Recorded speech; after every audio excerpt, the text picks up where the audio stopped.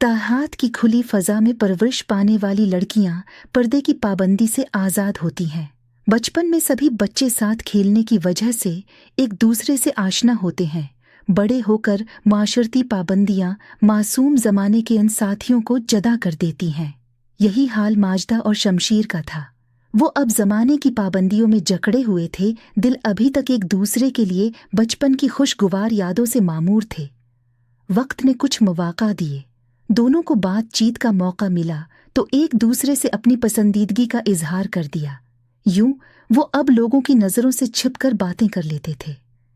एक दिन दोनों नदी किनारे बातें कर रहे थे कि एक औरत ने देख लिया और जाकर माजदा की चची को बता दिया कि अपनी लड़की की खबर लो, कुछ पता भी है कि तबाही तुम्हारे घर पर मंडला रही है।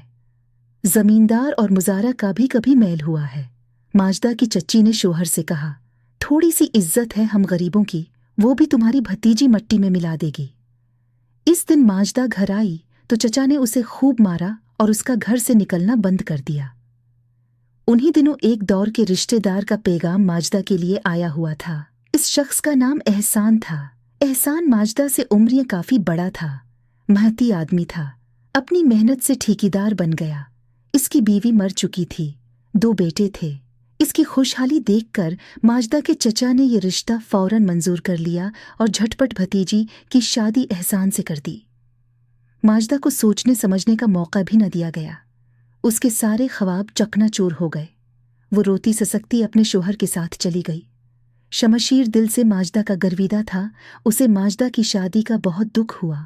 वो बेबस था, बाप के सामने दम नहीं मार सकता था।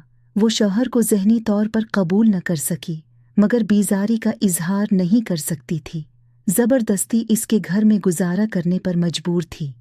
ताहिम उसे शौहर के साथ साथ अपने चचा और चची से भी नफरत हो गई। शादी के बाद वो अब चचा और चच्ची से मिलने न जाती थी। ताहम एहसान अच्छे दिल का मालिक था। वो माजिदा का खासा ख्याल रखता था।